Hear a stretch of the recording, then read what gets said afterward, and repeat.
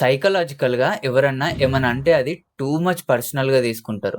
దాని నుంచి ఓవర్‌కమ్ అవ్వాలి అంటే అవతలోడు ఎందుకు అలా అంటున్నాడో తెలుసుకోవాలి. మెయిన్‌గా ఒకడు ఒకలాగా రియాక్ట్ అయితున్నాడు అంటే దానికి మెయిన్ రీజన్ వచ్చేసి వాడు పెరిగిన విధానం అండ్ వాడు ఆ పెరిగిన విధానంలో నమ్మిన రైట్‌లు, రాంగ్‌లు వానికొక వరల్డ్ బిల్డ్ అయ్యి ఉంటది.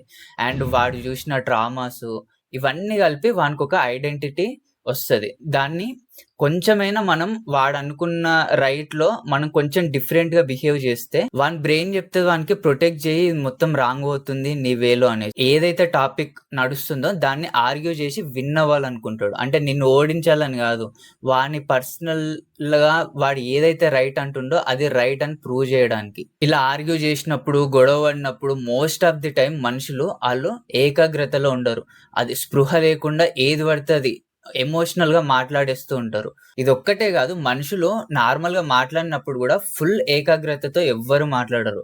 వాళ్ళు ఆటో పైలట్ మోడ్‌లో ఉంటారు. ఏదొస్తే అది మాట్లాడేస్తారు. అంటే ఇది మాట్లాడితే వీడు ఇలా హర్ట్ అయితాడు అవన్నీ ఏముండదు. ఏమొస్తే అది మాట్లాడేస్తారు. అండ్ ఎలా వాడి బాడీ ఫంక్షన్ అయిందో, అలవాటయిందో దాన్ని బట్టి వాడి బాడీ గూడా రియాక్ట్ అయితది. అండ్ నెక్స్ట్ థింగ్ వచ్చేసి మనని మనం సెంటర్ ఆఫ్ ది యూనివర్స్ అనుకుంటాం గాబట్టి ప్రతి ఒక్కరు మననే చూస్తుర్రు, మన గురించి ఆలోచిస్తుర్రు అనేసి అనుకుంటారు.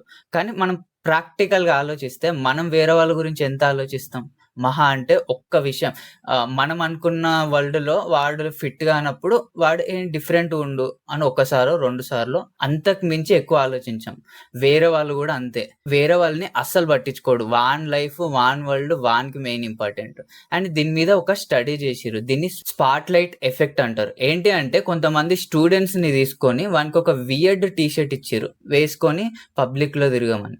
వాళ్ళందరూ వీళ్ళని అబ్జర్వ్ చేస్తున్నారేమో అనేసి అనుకున్నారు. కానీ తెలిసింది ఏంటి అంటే ప్రతి 5గురిలో ఒక్కరు మాత్రమే జూషిర్రు. చూసి మళ్ళీ వాళ్ళ పని వాళ్ళు జేసుకున్నారు. ఇది ప్రతీదీ పర్సనల్‌గా తీసుకోవడం వల్ల ఏమైతది అంటే మనం ఎమోషనల్‌గా ఆలోచిస్తాం. అప్పుడేంటి అంటే మన బ్రెయిన్ లాజికల్‌గా ఆలోచించదు.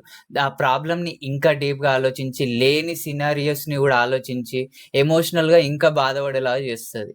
అందుకు దీని నుంచి ఓవర్‌కమ్ అవ్వాలి అంటే ఏంటి అంటే అది నీకు జరిగినట్టు గాకుండా ఒక థర్డ్ పర్సన్ లాగా నీకు వేరోళ్ళిద్దరికి జరిగితే నువ్వు దీనికి ఏ సొల్యూషన్ ఇస్తావు అని నీ పర్సనల్ ఐడెంటిటీని పక్కన పెట్టి ఆలోచిస్తే లాజికల్‌గా నీకొక కంక్లూజన్ ఒస్తది.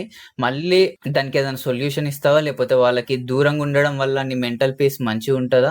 ఇవన్నీ లాజికల్‌గా ఆలోచించాలి అంటే నువ్వు థర్డ్ పర్సన్ లాగుండి నీకు నువ్వు సొల్యూషన్ ఇవ్వడం వల్ల ప్రతి దాన్ని అటాచ్ జేసుకోము. పర్సనల్‌గా తీసుకోము.